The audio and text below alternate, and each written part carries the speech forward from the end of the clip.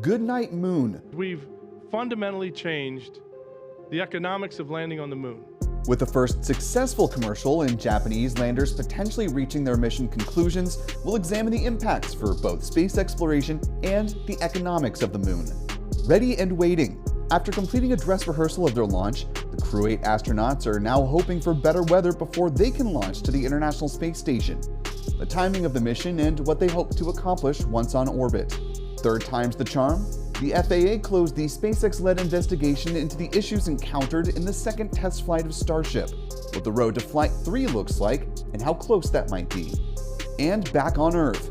Payload Space published raw video showing the return of its Winnebago 1 spacecraft from on orbit, what the mission means for manufacturing off-world.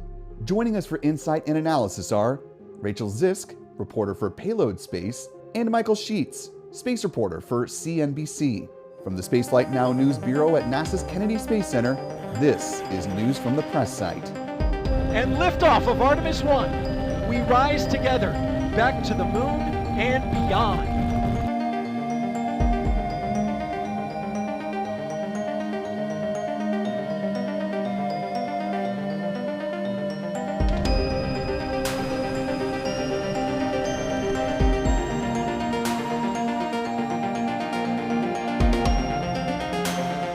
Copies. On board the International Space Station. And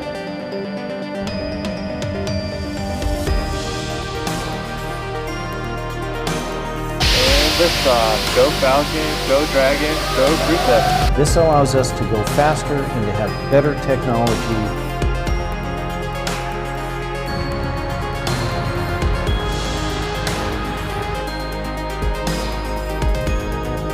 When we start putting humans on that vehicle, the excitement is even going to amp up even more. Thanks for taking the time to answer our questions.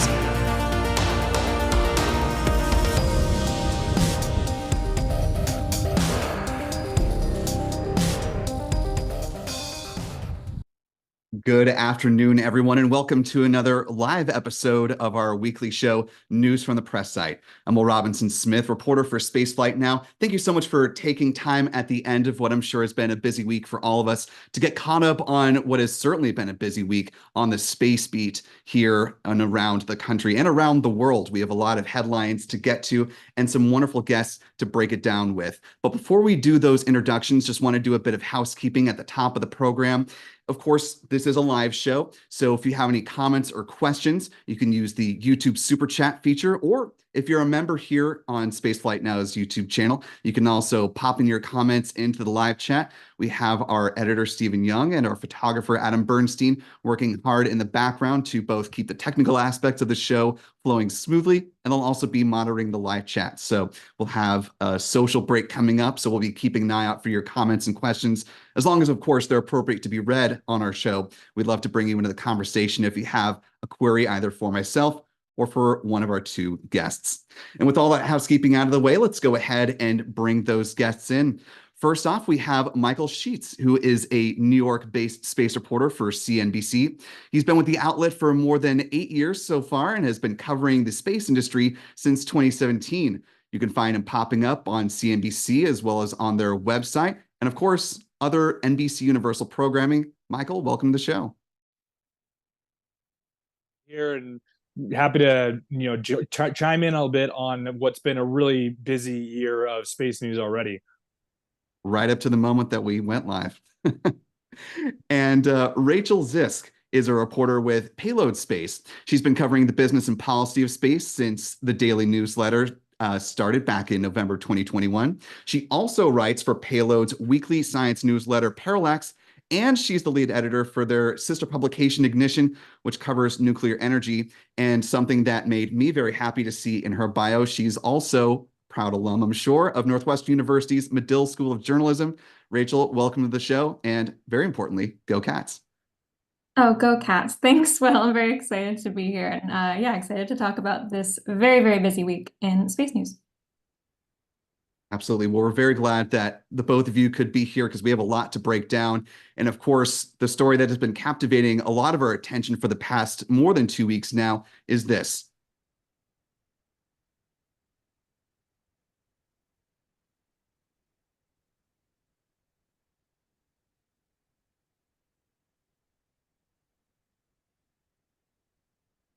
we have the Steve Altemus sound, guys. We can go to that video.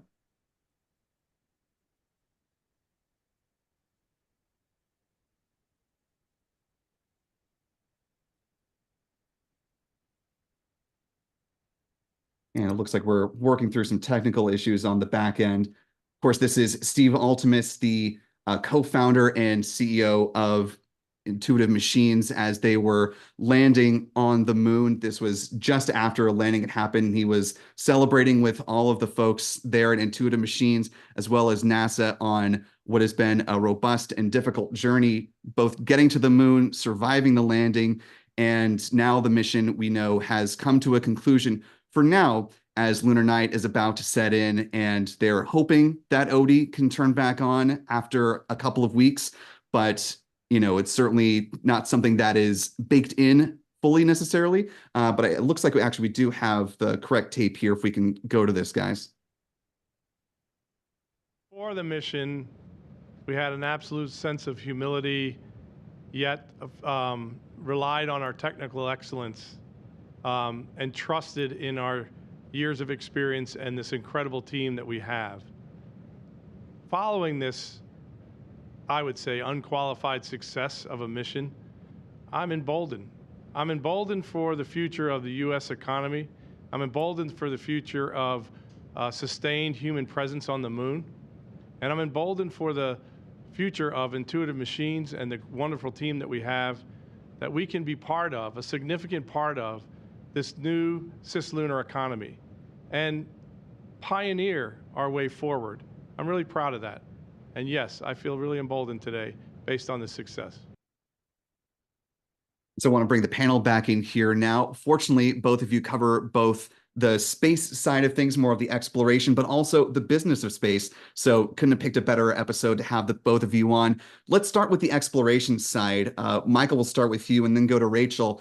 First, just your thoughts on really capturing this 2-week odyssey of Odysseus and what it means for a commercial company to finally plant their flag on the moon, both, you know, literally and figuratively in a sense.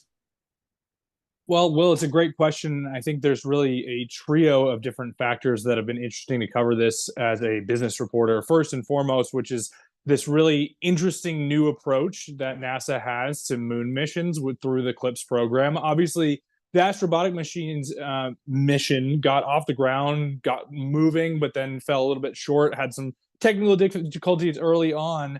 And we're now seeing the second attempt underneath that program. And I think that's, you know, as many people know, the CLIPS program is really trying to further this idea of, can NASA, instead of being the person who primarily builds and develops all of the technologies, actually just buy services from companies just like any other industry out there. And it's a fascinating structure, because if you look at the analogy for other transportation industries, this is kind of the model. People, you know, don't so often just have huge government agencies owning, you know, say shipping container ships and stuff of that like. So it's sort of the future if the space economy really wants to be a thing in a more traditional sense.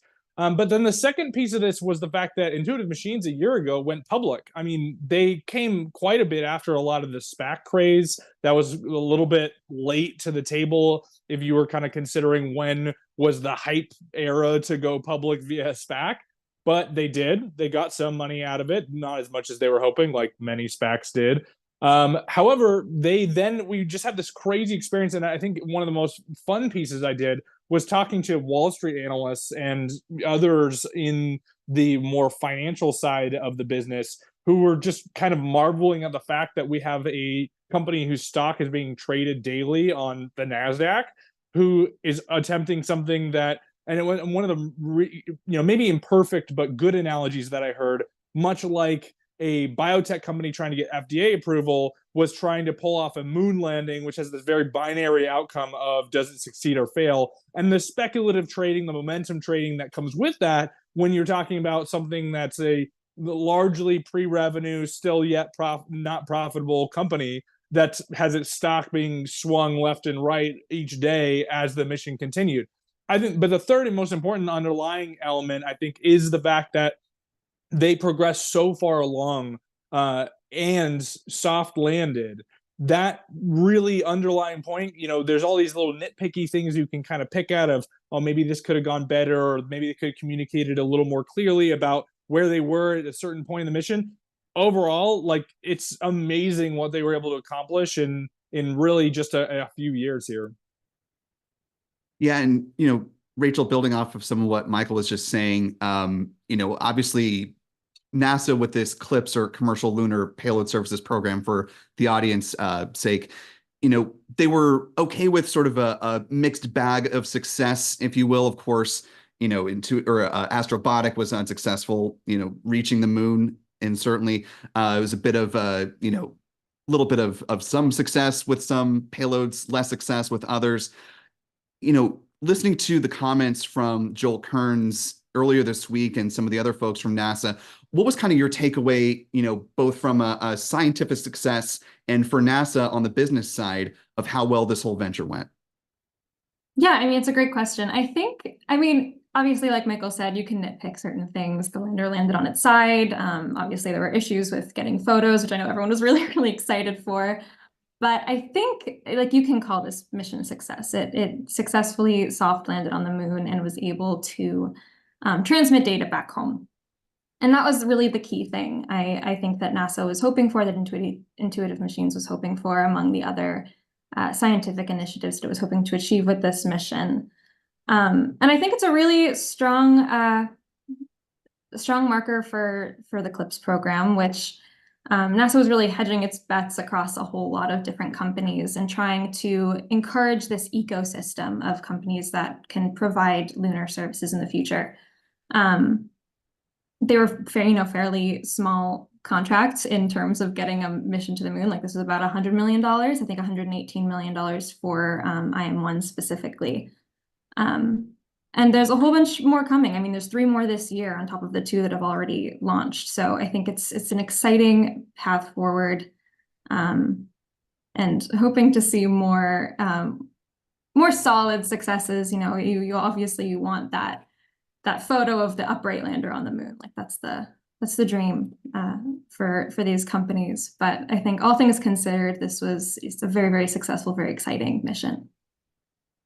And Michael, to Rachel's point of wanting to see more success down the road, I mean, we heard both Tim Crane and excuse me, Steve Altemus both saying that they'd like to see more cameras on the lander next time. They've heard the response that people want to see this imagery, and tracking the stock of a company that has gone public in the midst of all of this.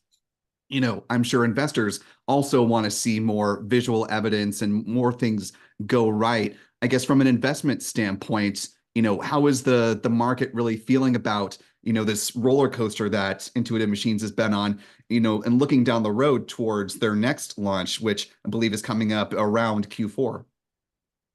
Well, I'll start by saying that one of my kind of fundamental goals around my coverage for CNBC is about trying to help educate investors about what the space industry is doing, as well as the risks of investing in the space industry and the aspirations that space companies have to try to unlock really not just new technologies, but entire new markets. And I've tried to communicate a lot about, hey, look, there's speculative trading, momentum trading around stuff like this. I mean, look, if launches weren't just volatile enough when it comes to trading the stock of a company, now we have moon landings. So it's this new paradigm of how much risk are you willing to take when it comes to being an investor who owns this stock, and what kind of approach are you taking as a shareholder? Are you just trying to make a quick buck and hope the stock goes up a little bit, or are you really in this for the long haul because you see Intuitive Machines as becoming one of the main providers of transportation to and from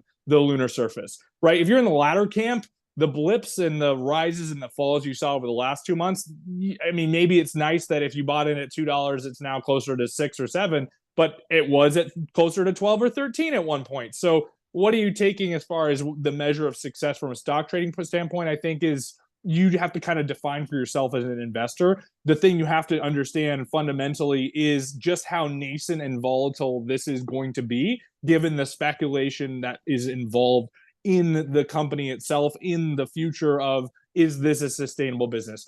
I want to make a really important point as well that I think may have gotten a little bit lost in terms of how the contracting mechanism for this CLPS mission worked, which is that at the point that they were, approaching the moon, the IM-1 mission had fulfilled 90% of the contract milestones that NASA had set out, meaning they'd been paid for 90% of that $118 million before they even made the landing attempts. So as far as investors are considering, that's a huge progress, huge step in terms of being able to generate substantial revenue from recurring missions.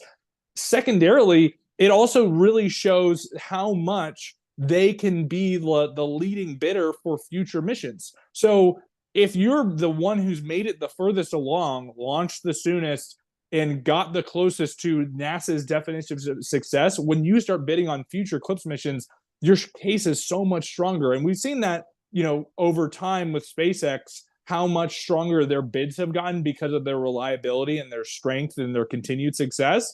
And there's a reason why, NASA was willing to, really take a risk with them, for example, with the HLS program, because of the success they've shown with, say, Commercial Crew and other NASA, even just science missions on Falcon 9. So I think that's this kind of momentum begets more momentum, the snowball into the avalanche, that I think people should really understand. And I think the statistic around the fact that before they even made the landing attempt, they had already fulfilled most of the contract payment milestones. That's really important for understanding NASA's mentality when it comes to future missions and for Intuitive Machines, future revenue streams. Well, and speaking of future missions, guys in the back, if we can go to this next video here from Will Coogan. Of course, Intuitive Machines, Astrobotic, not the only players in the game when it comes to the CLPS missions.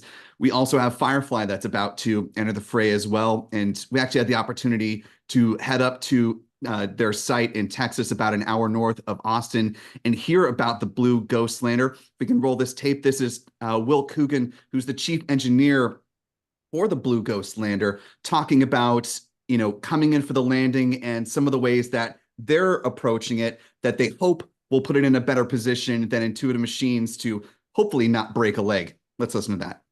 We do what-if scenarios, essentially, in the Mission Operations Center that you saw.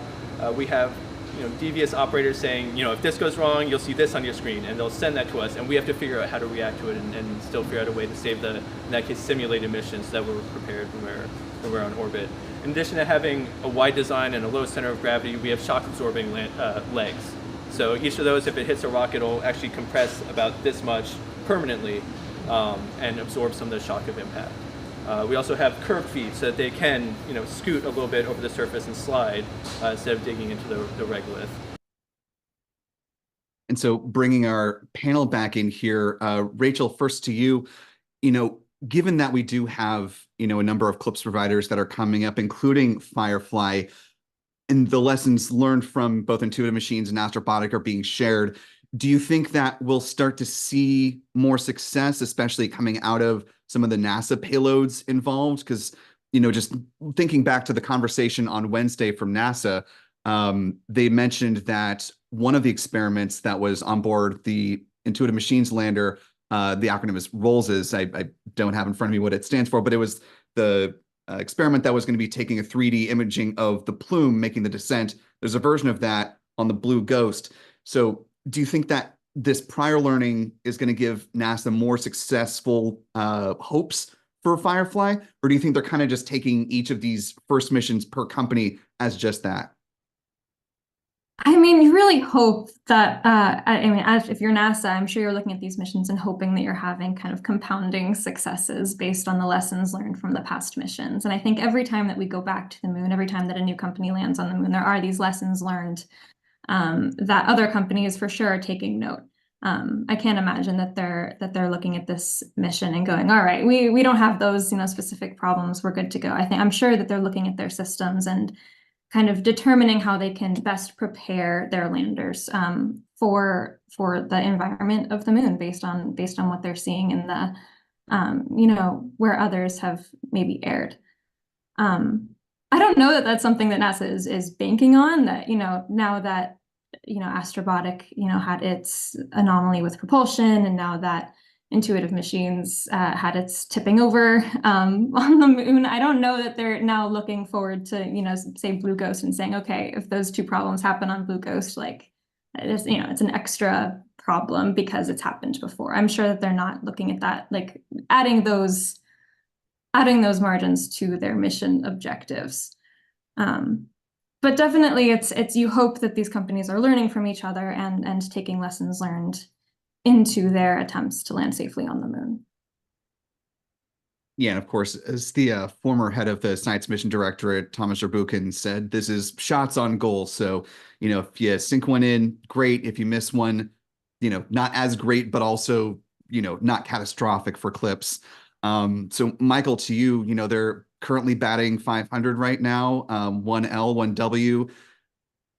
Do you think that they'll sort of similar question that I posed to Rachel, but is this a compounding success for them, or do you feel like that it'd be wiser to just say, Intuitive Machines will learn mostly from what it did right, Astrobotic will learn from what it did not as right, but Firefly is its own beast. It should have the opportunity to achieve as much as it can, but recognize that it's just that this is their first shot. It's a great question, Will. And I chatted with Dr. Z, who obviously isn't a NASA leadership anymore, but he's still obviously one of the creators of the CLIPS program. I chatted with him right before the landing to kind of gauge his feeling about, where they are in that batting 500 standpoint. And I think the thing I wanted to answer, because he said that, shots on goal statement before, but the question I wanted to know is how many shots on goal?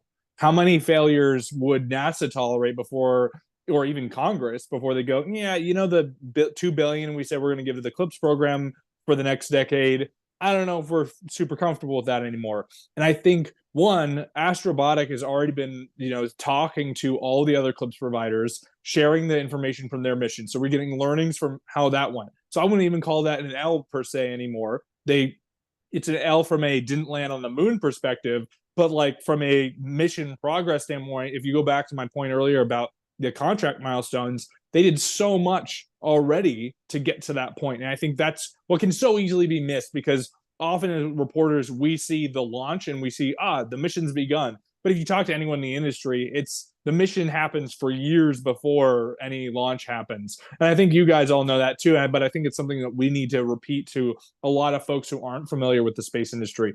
The second piece was that, Dr. Z was pretty frank about the fact that he said, we shouldn't allow for 20 CLIPS failures before we take a hard look at this program. He thought it'd be maybe a year or two of missions before we kind of NASA should sit down and reanalyze how much they're allocating to it, how much they're able to rely on it, whether or not it's hitting that 50% mark. Because he said the 50% mark, batting 500, was the goal from the beginning. If they can be that successful with the first few years of missions, they count it, the whole mission, as a success. So the fact that, one, Astrobotic, they're learning, they're sharing with everybody else. Two, now Intuitive Machines, just a treasure trove of data, all this information they have for the IM-2 mission.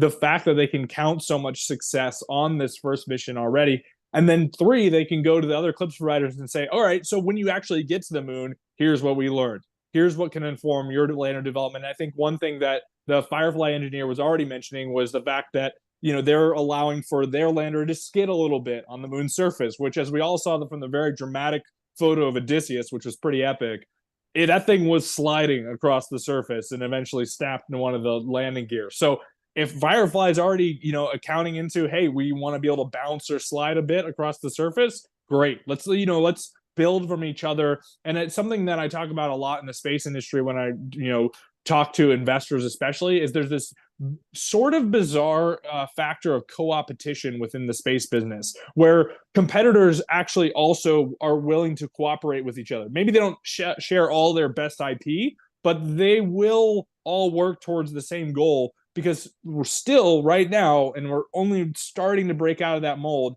the biggest customer is the government. And if you're all trying to win contracts from the government and show, hey, actually, you can trust us to do this, you got to work together to pull that off. And so we've seen a lot of different examples of this. I think the CLIPS program is just the next iteration of co-opetition.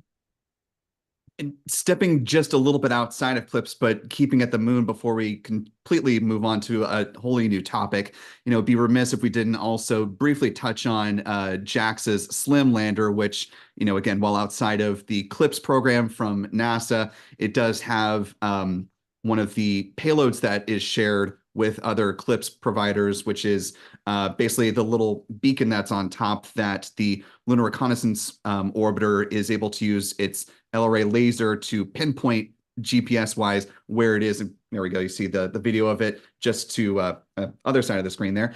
Like SLIM or like Odysseus, though, it also fell on its side, not intentionally. So I guess just broader question to you, Rachael, and then to you, Michael, before we go ahead and close this out on the moon. We're starting to see more both nation states and companies that are successfully making this moon venture an actual reality. Given that there's still quite a bit of uncertainty of how exactly to monetize the moon, what that might look like, as a business reporter, in addition to covering space, what's sort of your thought about where we are in this budding cislunar economy versus where, we might be 5 or so years down the road?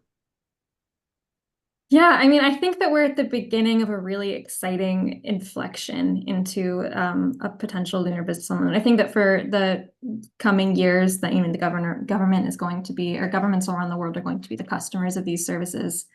And I don't think that'll change in the next 5 years. I don't foresee that changing necessarily in the next 5 years.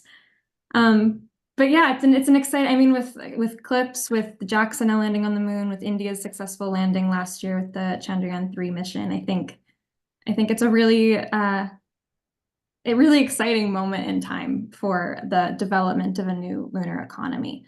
And in the next 5 years, I hope that we have a whole lot more landers on the moon working and collecting data about the environment up there, beaming it home so that we can learn for future missions. And I'll give you the last word on this, Michael. I think you were going to jump into this point, but one of your recent pieces was talking about sort of an avant-garde aspect of the Intuitive Machines mission with the partnership with Columbia outerwear and using what was essentially a jacket liner to thermally insulate part of the Odysseus lander. Do you think that's kind of the business model we'll start to see on the moon? Is some of these companies that wind the clock back 2-3 years, you never would have associated them with space, bringing them in on sort of interesting, partnerships like that?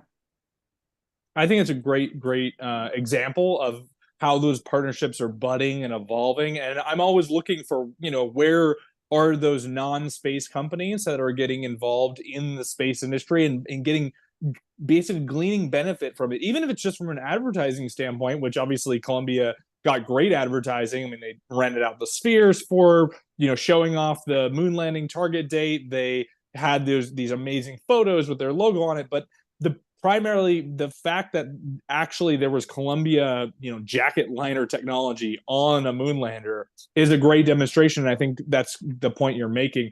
I want to just second what Rachael had to say, which is that it's such an exciting moment. And she's so right that so much is changing so quickly that it's, as reporters, it's almost a little bit overwhelming to try to take a step back and take a really holistic view of things as it changes. If you think about where we are in the broader, cislunar economy, if the moon landings of the last decade or so done by China, India, Japan, and now Intuitive Machines are kind of the Wright brothers moment, the barnstormers, the early days of aviation. Think about how much further we have to go until we get to the jet era of commercial aviation and global travel. So if you think about the cislunar economy through that lens, it's about to start really changing, I think, in the next decade. And that's what makes this so exciting. And that's what makes the fact that a year ago 3 superpowers had landed on the moon, and now 5 superpowers and a small Houston company have landed on the moon. That's crazy that in a year we went from that to where we are today. So it's an incredible moment, and I think I'll just keep watching how non-space companies get involved in the industry, because if Columbia is a heralder of how companies can seize the moment and be a part of these missions, and then also actually derive value from them and be able to turn around and sell, outerwear, sell jackets and vests, and say, hey, this tech was proven on the moon.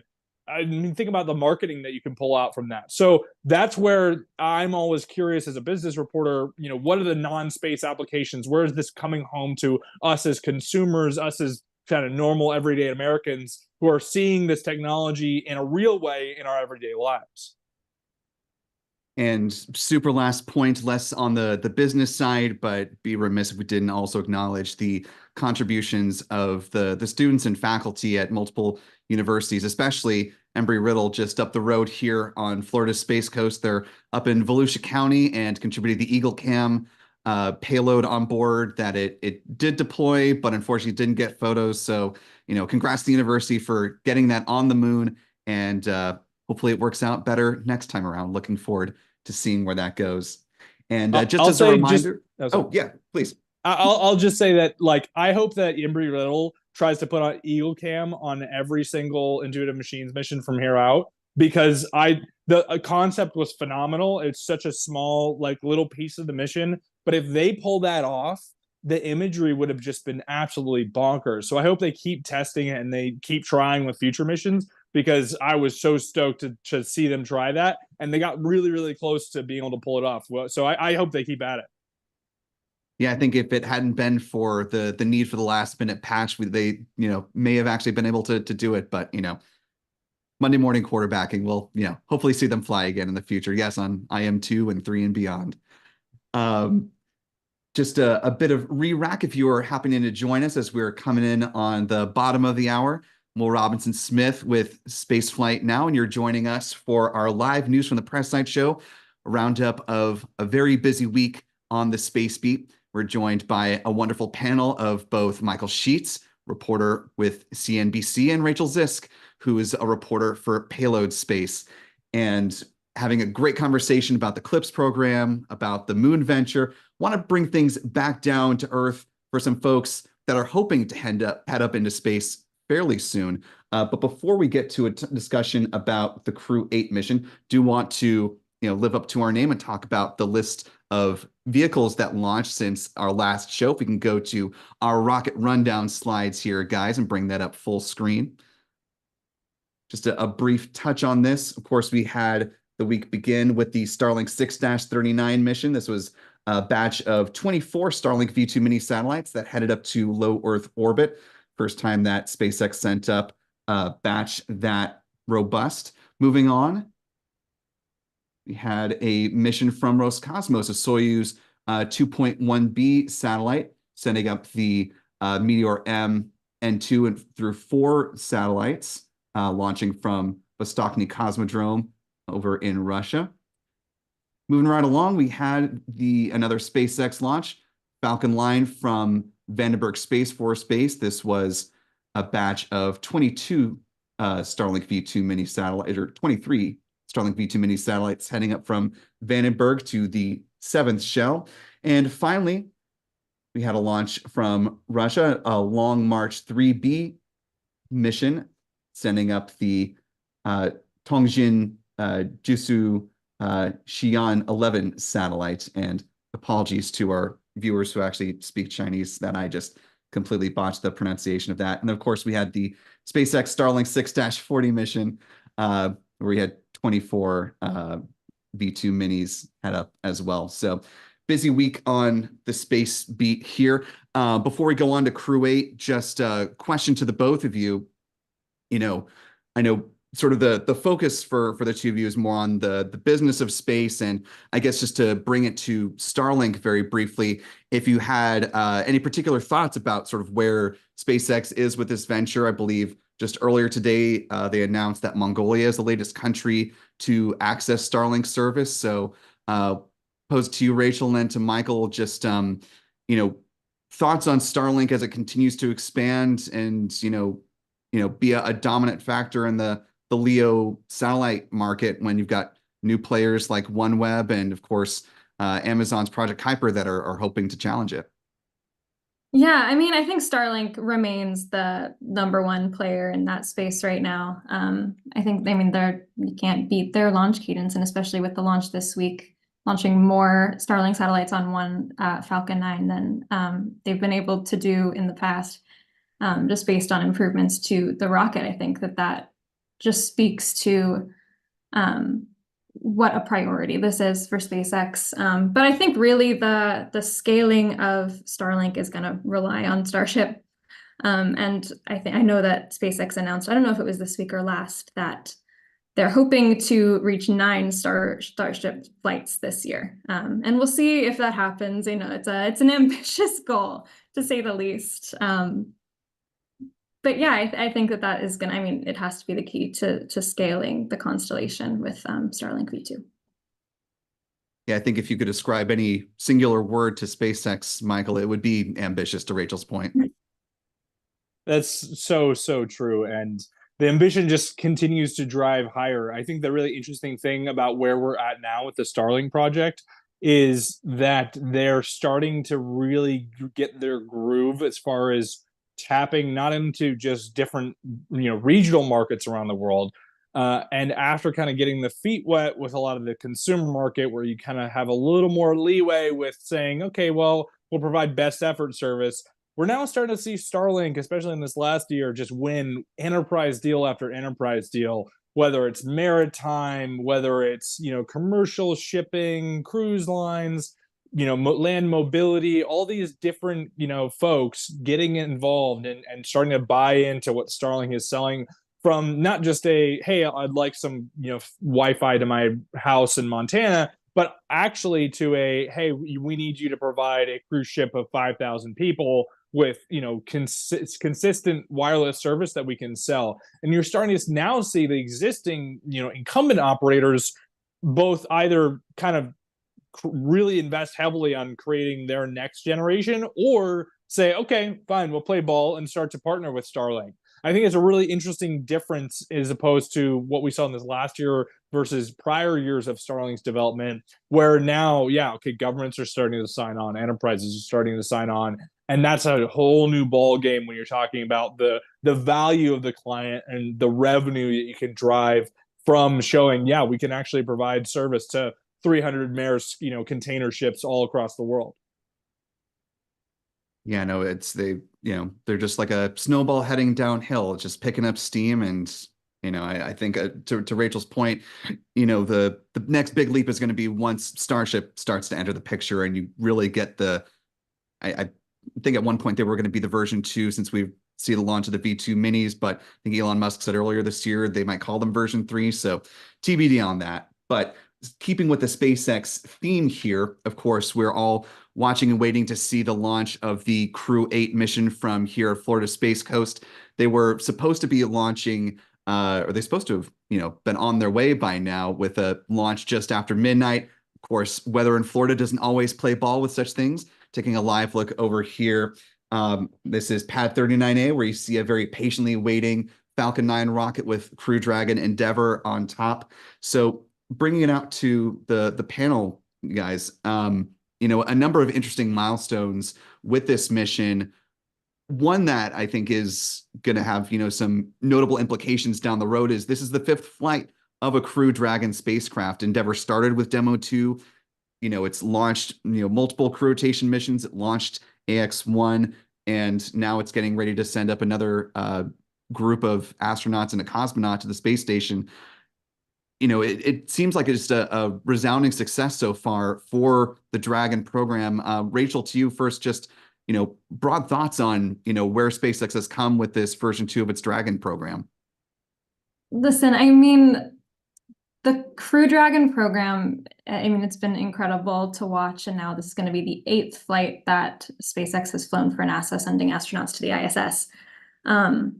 Over the past several years since launching the first one. They've picked up the pace very quickly.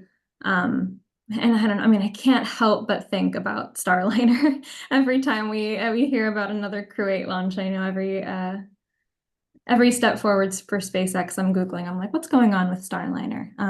Just getting a status update on that one. But to speak about SpaceX, in a vacuum, I think even then it's incredible to see the amount that they've been able to scale up launches, and the 5th flight of Endeavour is, it's an exciting milestone. To that point, though, Michael, that this is the commercial crew program, not the SpaceX Express. So, given that we are potentially yet again on the cusp of seeing Starliner launch with astronauts on board, obviously this is something NASA has been wanting, for years now at this point. And certainly Boeing would love to notch a, unmitigated success given the past year and some change that they've had. How important is getting this second crew vehicle on board for, both NASA and Boeing at this point? That's a great question, because it's less about the missions that Boeing's contracted to do, even if this is a flawless success, everything goes incredibly well.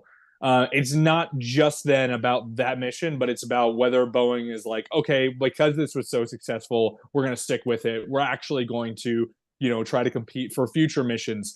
Because I would argue right now it is the SpaceX Express. It's unmitigated until Boeing proves otherwise, that there isn't a competition right now between these two. I mean, look at how many missions SpaceX has won additional contracts for beyond. Now we're on Crew 8 mission, and the first Starliner mission hasn't even, operationally launched. So I would love to see Boeing, have a huge success come next month, and then ride that momentum, build it up, and really show NASA, actually, we are here to play ball. We do see the advantage of being a competitor against SpaceX, but the track record that's in their face, if it wasn't a surprisingly daunting hill to climb when they first went head-to-head with SpaceX, and SpaceX, kind of took what people thought maybe was a surprise lead at the start, it's now a huge mountain to climb as far as being a true competitor goes.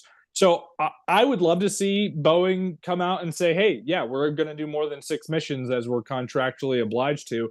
But everything we've heard from Boeing leadership so far has not been, the ooh-rah, we're going to take it to them and show that we're just as good, if not more reliable.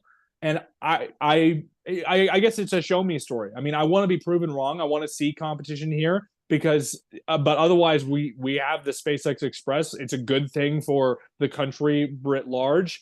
Now that conversation starts to change given the dynamic of the International Space Station. So you start getting into these timelines of how many more missions do you buy if the ISS is retiring and we're not sure which mission, which station is going to be ready yet to replace that capability in low Earth orbit.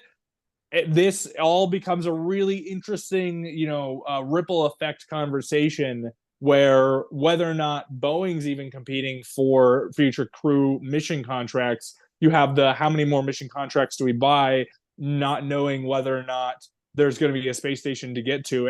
And this idea of a gap in low Earth orbit is a very real one. And it's something that NASA is clearly aware of. They say almost every time the commercial LEO destinations programs comes up. And so it's going to be very interesting seeing how that dynamic starts to evolve, especially and hopefully if Boeing is a operational competitor in the commercial crew program in that point. I mean, because if you have 2 providers and you can say, all right, hey, Boeing, like, why don't you put up a bid? We're going to start launching 4 or 5 missions a year instead of 1 or 2 missions a year, because we have 3 different space stations to fly to. It's a whole new ballgame, whole new conversation. Maybe Boeing actually can start making some of its money back from that it put into Starliner. It could all change so quickly over the next few years, and it's going to be wild to recover it. Yeah, and to that point about commercial space stations, obviously you've got Sierra Space and Blue Origin with their Orbital Reef that are, very much wanting to see an operational and in the rotation Starliner spacecraft, since that'll be their crew transport, since there, as of right now, is no crew version of Dream Chaser, though that is in the plans eventually, but that's decidedly further down the road. So definitely keeping an eye on that. Sticking with SpaceX, though, going back to a point that, Rachel, you brought up earlier about Starship, we are, of course, in the midst of waiting for IFT-3, or I believe they call the second flight the Orbital Test Flight, OTF. So the name keeps changing, but regardless, the ship stays the same to a large extent. As we are waiting to see Starship fly for the third time, given its importance both to SpaceX on a business side, NASA on an Artemis side. Not asking you to look in a crystal ball, which unfortunately none of us have, Rachel, but, what are you kind of expecting SpaceX to execute with on this third flight test? Is it, paramount that they have orbital success as they say they could have had with IFT-2, had they had a payload on board and not tried to make that, sort of offset with the fuel? Yeah, I mean, on the last flight test, there were a lot of new technologies being demonstrated. And I think some of those things played into the fact that ultimate loss of the ship was seen as such a success across the industry. And it was such a success because it notched so many successes, this hot staging, the water deluge system that kept the pad intact as opposed to the first flight test. But yeah, I would really love to see a successful path to orbit for Starship. I think that it's possible on the next test, and that's what I'm got my fingers crossed. I think to see, and I don't know, maybe I'm an optimist, but I kind of believe that that's what's coming next. Well, and of course, you see in the video animation here, just on the other side of the screen, that this is, of course, the future that SpaceX would like to see with 2 operational towers down there in the Boca Chica area at Starbase. Of course, got a Starship tower here in Florida that is not operational yet. They don't have a license to launch or land there yet, but are certainly working on it. Michael, for the Artemis side of the equation, obviously NASA is really wanting to see SpaceX prove this technology out, given that it's such an important, long pole in the tent, if you will, for the success of the Artemis 3 mission, Artemis 4 mission. From your reporting, how do you think NASA's kind of feeling about the timeline of all this? Granted that, as we've discussed earlier, with a crew mission involved, you obviously don't want to rush things, but there is, somewhat of a timeline to consider because they can't keep kicking the can down the road forever. This is taxpayer money we're talking about. Certainly, and that makes things more complicated. It raises the stakes, all of the above. I think when you think about, and there was this really interesting report that came out from ASAP, the Safety Advisory Panel of NASA. It was kind of at the beginning of the year, early January, and they talked a little bit about the risks they see with the current Artemis architecture, and a lot of it focused, understandably, on the unproven technologies that are required to make Starship successful in delivering astronauts to the surface of the moon. They're all very fair questions. I think one of the things that needs to really, be repeated continually is just this underlying idea that, while NASA may have named these the Artemis 1, 2, and 3 missions to get to the surface, there's also kind of like the Artemis 2.1, 2.2, 2.3, with all these different flight tests and cargo landings and all these cryogenic propellant transfer demonstrations. There's steps that are incremental along the way that are almost full-blown missions as far as the technological achievement in the firsts that need to be pulled off with these flights. And I thought ASAP raised a great point about, hey, these are almost individual missions as far as technological complexity goes, and you're kind of baking them all in between Artemis 2 and 3. And I think it's maybe helpful for people to understand that there are all these incremental steps along the way. I think the jury's out on whether or not Starship is the longest tent pole. I mean, it's a long tent pole, but how high do you want this tent to go? Because they want it to go to the moon. So that is really something that they're trying to, sort through, is each of the individual technological obstacles we have. The spacesuits have been talked about quite repetitively. The Orion's performance in cislunar orbit is a question. The docking process with Orion and Lunar Gateway, and Orion with Starship, and propellant. I mean, you can go down this laundry list of tent poles to get to the point where you actually don't have a tent; it's just a huge stack of poles. So that's, I think, the thing that people need to keep in mind as things develop, and as NASA puts out timelines. is they're aspirational and they keep moving. And what we need to see in the meantime is the incremental progress steps. I think a great example of this, and I was at least happy to see that most of the space industry, embrace this as the significant milestone that it was, that NASA this week put out an update, talking about a docking mechanism they were testing for HLS Starship, for Gateway and Orion. And that's that we need to be seeing that hardware. Show us flight hardware. Show us, milestones you're completing along the way, because those are the ways that we can actually measure how close we are towards Starship and the broader Artemis program being ready to deliver astronauts to the moon surface. Yeah, and to that point about hardware updates, it was also great to see a couple of astronauts testing an example of the elevator that'll be used to lower them from a very high vantage point on Starship down to the lunar surface. So yeah, great to see that. Great to see the docking test up at Marshall Space Flight Center in Huntsville in the Rocket City there.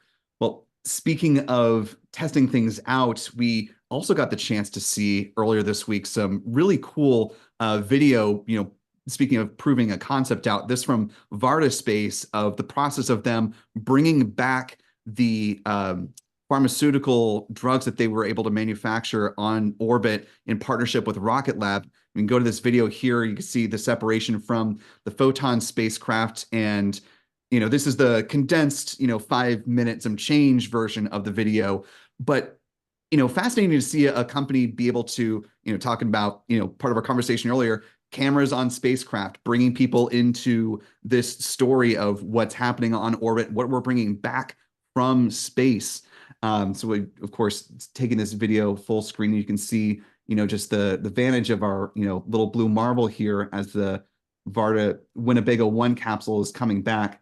And if we can keep this video going, guys in the back, while we bring the panel back in, Michael, I'll start with you and then we'll go to Rachel.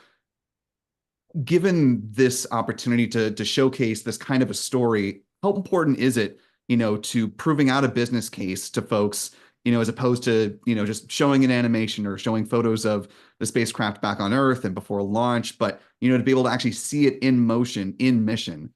How critical is that to, the economy of space? I cannot tell you how many times, Will, that companies will send me, renderings or really shiny, fun imagery, and I come back to them with the question of, okay, but what hardware do you have? Do you have something that you sent back from your satellite? Show me something real. Show me something that's in development, been built, that you've created. This is a classic example of the difference that makes when you actually have this stunning footage of your spacecraft returning safely from orbit down to the Earth's surface. It goes just miles with investors. It goes so far with just the broader public about the credibility of your mission. I think we got to keep in mind here, we haven't seen the analysis of how well did their in-space manufacturing go. That's something I'm really looking forward to hearing from the Varda folks about, after the drug analysis, whether or not that was a successful mission or not.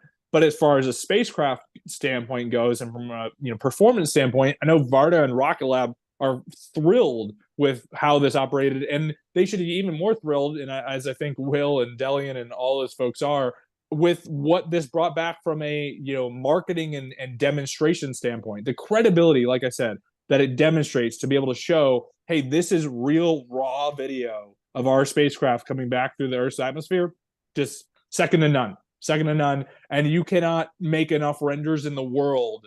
You can make 1 million renders that are like half as ineffective as that one video in terms of promotion, advertising, credibility with investors, credibility with customers, let alone the data that they're probably sharing with the Air Force, NASA, everybody else. So yeah, I'll stop my rant there, but it bothers me to no end how often people rely upon renderings and aspirations and dreams when it's just as simple as showing flight hardware being built in a facility, let alone flight hardware being flown in space.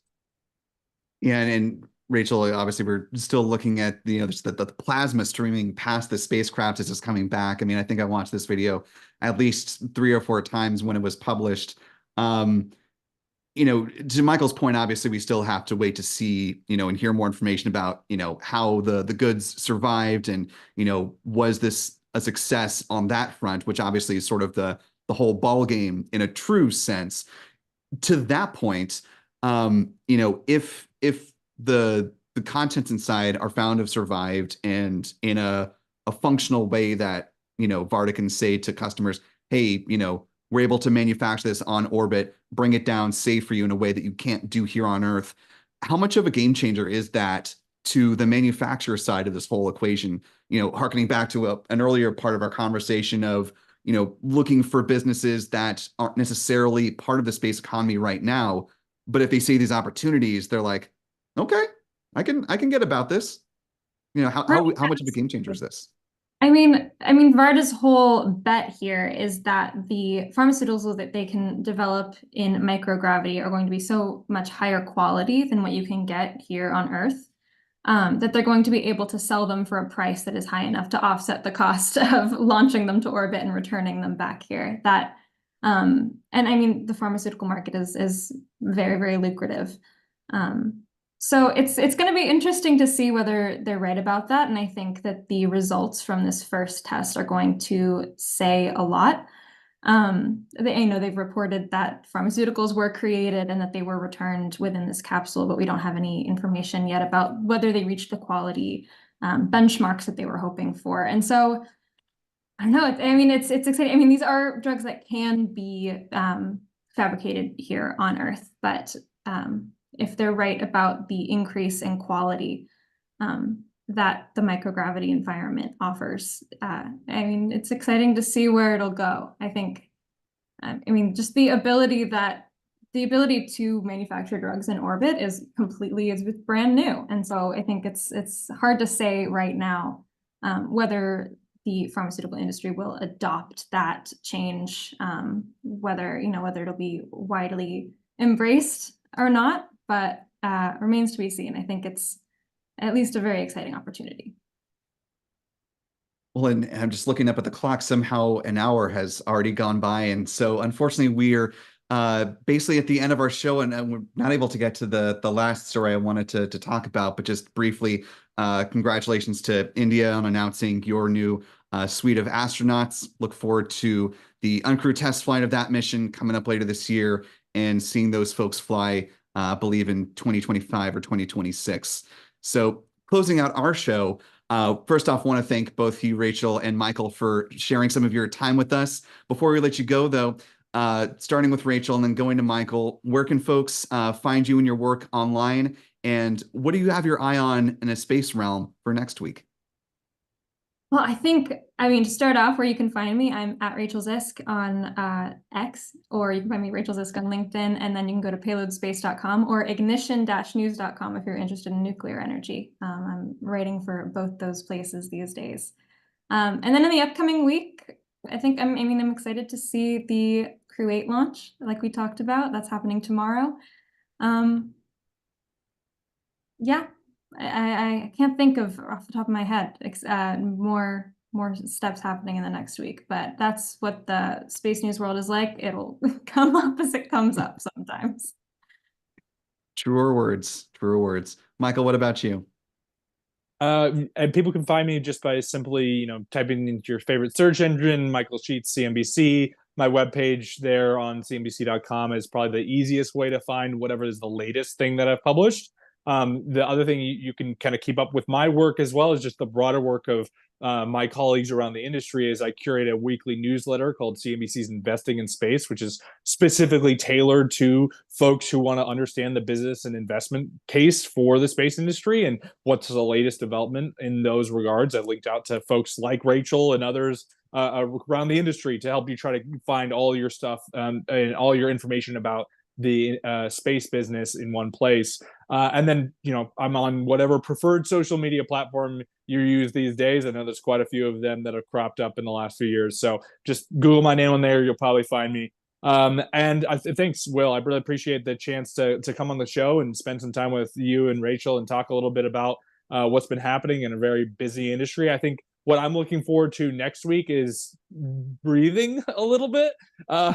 We have had just back-to-back, not just space missions, but also I've had quarterly, Q4 reports of a lot of companies which are always interesting because it gives a holistic picture of the whole previous year when you look through people's like 10K filings and that kind of thing. But I would say that I'm looking at a couple features that I've been working on and backburnered for a time as I've been focused on the breaking news that's been going on. So I'm looking forward to getting to some of those. But obviously, Godspeed to the Crew 8 mission as those guys launch, hopefully this weekend, even though the weather's not looking great, but we'll see. Yeah, the weather gods don't always smile on the sunshine state, but we can certainly hope that, they see calm skies and fair winds and calm seas along the ascent corridor. So thanks to the both of you for joining us. Really appreciate that. And with that, we're going to go ahead and wrap things up here on News from the Press site. Want to thank the folks behind the camera here. Of course, our photographer, Adam Bernstein, our editor, Stephen Young, both working hard to make this show a reality. And of course, you can see their hard work in full swing on the Crew 8 mission, which whenever they're ready to launch, whenever the weather permits, we'll be having robust live coverage of that here. Take one last live look at Pad 39A, where you've got an eager Crew Dragon spacecraft atop a Falcon 9 rocket ready to take off whenever the weather says, yeah, we're good with that too. For all of us here at Spaceflight Now, I'm Will Robinson Smith. Want to especially thank you at home for taking some of your time to get educated on the space news of the week. Be sure to join us back here again next Friday, 4 p.m. Eastern Standard Time for another roundup of, I'm sure, going to be another busy week on the Space Beat. So for all of us here at Spaceflight Now, be good to yourself, be good to others. We will see you next time at Astra.